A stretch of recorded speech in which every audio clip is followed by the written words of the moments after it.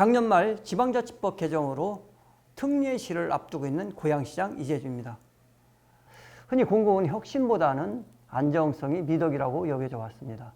그러나 도시의 브랜드와 경쟁력이 중요해지고 각종 위기들이 틀에 박힌 형태를 넘어 진화한 상황 속에서는 민간기업뿐 아니라 공공도 혁신해야 된다는 것을 입증한 좋은 사례라고 생각을 합니다.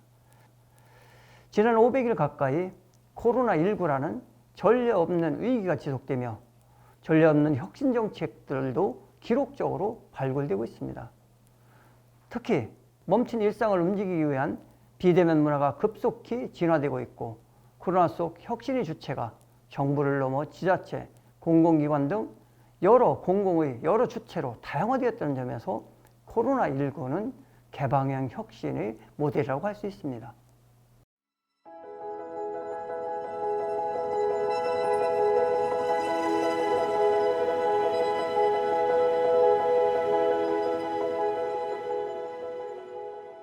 고양시 코로나19 아이디어의 산실은 재난안전대책본부입니다. 작년 1월 26일 날 첫 확진 환자가 발생된 이후에 거의 하루도 거르지 않고 지금까지 회의를 개최해오고 있습니다.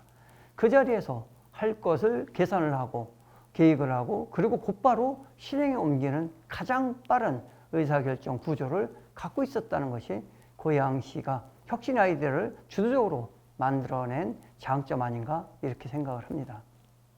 고양시의 가장 대표적이고 잘 알려진 혁신 사례는 고양시 안심카 선별진료소입니다. 신속성과 안정성 두 마리 토끼를 잡은 코로나19 검사의 혁신 사례로 전 세계에 알려진 바 있습니다. 코로나19 대유행이 발생한 작년 2월 26일 전국 지자체 처음으로 드라이브스루 선별진료소를 설치했습니다. 문진, 검진, 검체 3단계 검사 시스템을 구축해서 굳이 검진이나 검체 채취가 필요하지 않은 방문자들을 중간에 돌려보낼 수 있었고 덕분에 당시 일반 진료소에서 1시간에서 40분 정도 소요되는 검사 시간을 10분 안으로 단축시켰습니다. 정부의 승차진료 표준 모델에 이어 국제표준안기구 ISO 표준 모델로도 채택되었고 이 드라이브스루 선별 진료소를 완성한 것은 병원 문을 닫고 봉사로 달려온 65명의 고양시 의사협회 의사 그리고 500여 명의 봉사자 그리고 이곳 곳곳에서 이어진 성검과 격려 물품 릴레이로 이어지기도 했습니다. 코로나19는 언택트 문화를 강조시켰습니다.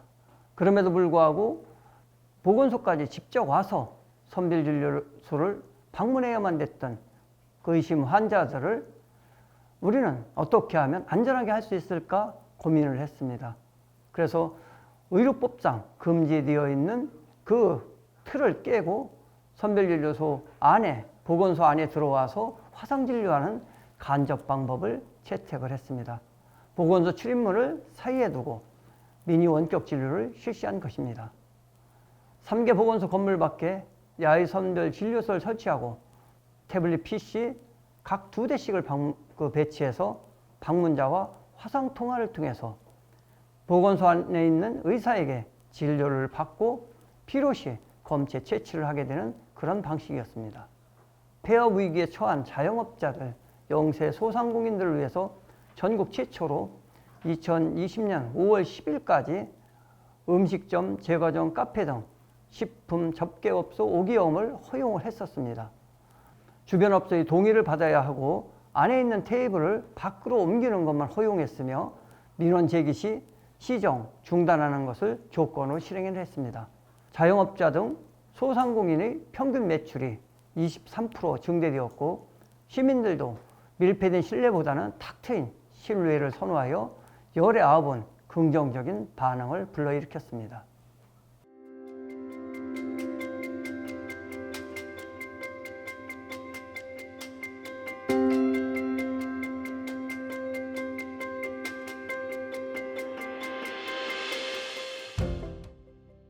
안심콜 역시 재난안전대책본부 회의에서 발굴된 아이디어로 휴대폰에 저장된 통화 기록에서 착안하게 되었습니다.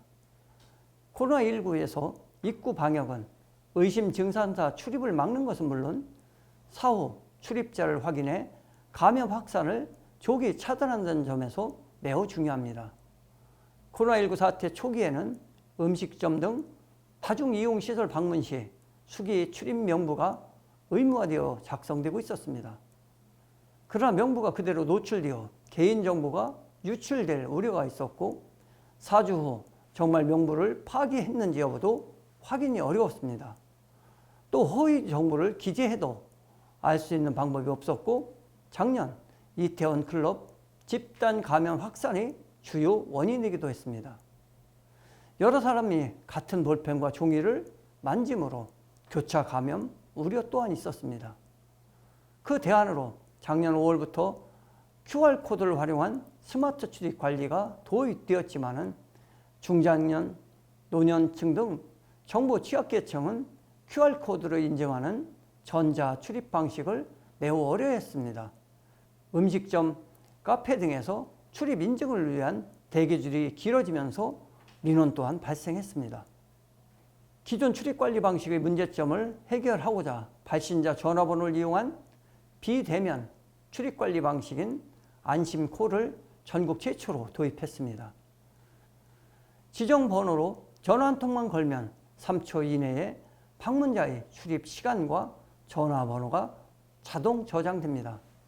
방문 기록은 시청 서버에 저장되었다가 4주 후면 자동 파기되어 개인정보 유출 우려도 해소되었습니다.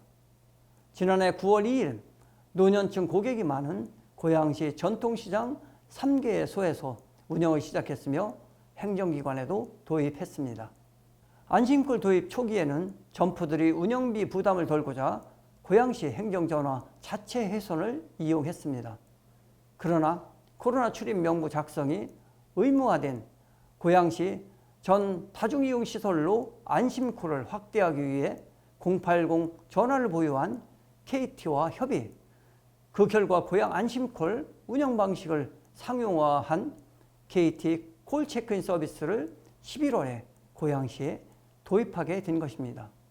작년 11월 26일부터는 KT 콜 체크인 서비스를 고양시가 2만여 개 업소로 전면 확대 적용했으며 소상공인까지 확대 시행한 지 2달 만에 600만 콜을 기록했습니다. 현재 고양시 대부분의 필수 시설에 안심콜 운영 중이며 앞으로도 적용 업소를 4만 개까지 확대할 계획입니다.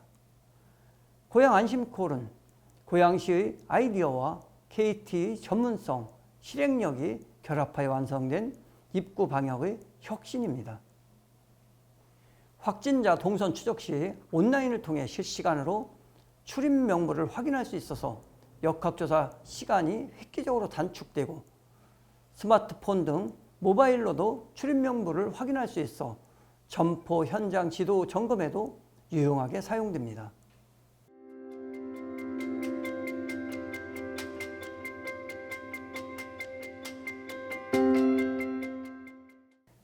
시민들은 고양시 어디를 가든 전화 한 통으로 간편하게 출입 인증을 받을 수 있어서 좋다며 만족하고 있으며 고령자나 비처편 사용자도 쉽게 사용이 가능합니다. 자영업자분들 역시 별도 니덕이나 시스템을 설치하지 않고도 전화번호만 붙여놓으면 되어 경제적 부담이 감소되었습니다. 출입 명부를 따로 관리하지 않아도 되며 손님들에게 수기로 출입 명부 작성을 요청하는 번거로움 또한 없어져 생업에 집중할 수 있게 되었다며 만족스러워하고 있습니다. 운영 2주 만에 중대본은 안심콜을 방역 우수 사례로 소개하며 전국 지자체에 널리 도입을 권장했고 개인정보보호위원회는 안심콜 전국 확산 계획을 발표했습니다. 중앙방역대책본부의 사회적 거리두기 기본방역수칙에 간편전화 체크인 방식으로 안심콜 출입관리 방식이 반영되었습니다. 안심콜을 벤치마킹하여 사용하는 지방자치단체가 140곳 이상이 되었습니다. 고양시에서 창안한 혁신 정책인 안심콜로 다시 한번 중앙정부의 정책을 고양시가 선도하고 있는 것입니다. 공공부문의 혁신은 사회 각 주체의 아이디어에 공공의 실행력까지 결합된 개방형 혁신이라는 점에서 민간의 혁신보다 더 강력합니다. 또한 공공의 혁신은 그 방향이 사람이라는 점에서 차별화된다고 할 수 있습니다. 아이디어는 식견이 아니라 관심이며 방법이 아니라 방향으로, 혁신적 아이디어는 결국 사람에 대한 관심과 일상의 작은 불편에서 시작합니다. 공공이 주도하는 사람 중심의 혁신이 코로나 시대뿐 아니라 포스트 코로나 시대도 이끌어 나갈 수 있기를 바랍니다.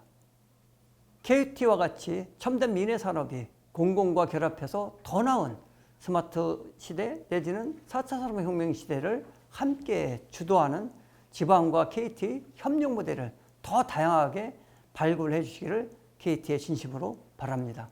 고맙습니다. 안녕하십니까. 시민과 함께 사람 중심 서구를 만들어가고 있는 광주광역시 서구청장 서대석입니다. 반갑습니다. 먼저 이번 KT 디지털 X 서밋 행사에서 우리 서구청이 우수 사례로 선정되어서 인터뷰까지 하게 돼서 매우 기쁘게 생각합니다.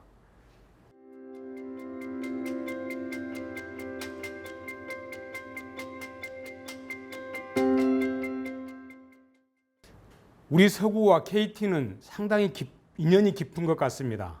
작년에는 AI 통합 돌봄 모델 구축 협력을 위해서 KT와 MOU를 체결했고, 올해 2월에는 AICC 기반의 AI 복지사 서비스를 전국 최초로 시작했습니다.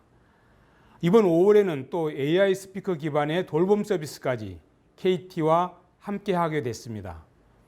우리 서구는 보건복지부 지역복지사업 평가와 찾아가는 보건복지 최우수 등 복지 분야 5관왕을 하고 있는 전국 최고의 복지 지자체입니다.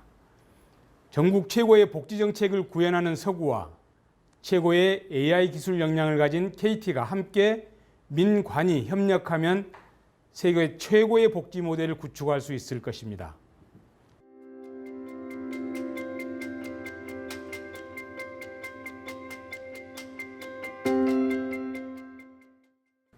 잘 아시다시피 AI와 디지털 전환은 큰 시대적 흐름이고, 코로나19로 방문이 어려워져서 비대면 복지 체계를 만드는 게 매우 중요해졌습니다. 실제로 대부분의 돌봄 대상 어르신들은 지역에서 생을 마감하시기 때문에 지자체에서 주거, 의료, 식사, 건강 등을 모두 해결할 수 있는 통합 돌봄 모델을 만드는 게 필요합니다. 이를 위해서는 물리적으로 많은 복지 인력과 예산이 필요한데 현실적으로 한계가 있고 복지 사각지대가 발생할 수밖에 없는 구조입니다. 이런 부분을 해결하는 방법은 복지에 AI 기술을 접목해서 비대면 복지 체계를 만드는 것이고, 이번에 도입한 AI 스피커가 그 역할을 할 수 있을 것이라 생각합니다. 실제 어르신들이 아플 때 24시간 응급 상황 관제와 출동으로 고독사를 예방하고 말벗 대화와 음악 감상 등으로 우울감을 해소해서 정서적인 부분까지 케어가 가능한 서비스입니다.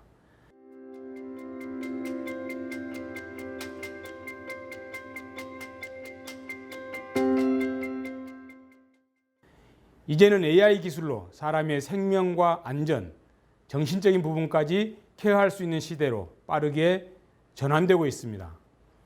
특히 KT가 제안한 AI 스피커는 응급 상황 시 사투리 인식도 가능하고 배터리가 있어서 무정전 서비스가 된다는 것이 큰 장점이고, LTE 이동통신 기반이라 집 안팎에서도 자유롭게 휴대할 수 있어서 돌봄에 특화된 스피커라고 생각합니다. 또 AICC 기반의 AI 복지사 서비스도 함께 진행하고 있는데요. AI 복지사가 돌봄 대상자에게 직접 전화로 안부를 묻고 통화 내용을 담당 복지사에게 전달하기 때문에 필요한 돌봄 유형이 무엇인지, 세대 방문이 필요한지를 자동으로 파악할 수 있어서 맞춤형 복지를 미리미리 준비할 수 있다는 장점이 있습니다. 이렇게 AI가 코로나19로 인한 시간적, 물리적 한계를 극복하고 돌봄 대상자인 취약계층을 케어하는 데 큰 역할을 할 수 있을 것이라 생각합니다. 우리 서구가 궁극적으로 지향하는 바는 AI 기반의 통합 돌봄 모델을 구축하는 것입니다. 흩어져 있는 복지 정책과 사업들을 AI와 디지털 기술로 통합해서 실제 돌봄 대상자들이 즐겁고 행복하게 살 수 있는 사람 중심의 서구를 만들고 싶습니다. 앞으로 이번에 추진하는 AI 사업들을 서구 전 지역까지 확대하고 타 지자체로 확산해서 대한민국의 자랑스러운 K-복지 모델을 만들어 전 세계까지 전파하고 싶습니다. 우리 서구의 AI 기반 복지 사업을 위해 KT가 많이 노력해 주신 것을 매우 고맙게 생각하고 있습니다.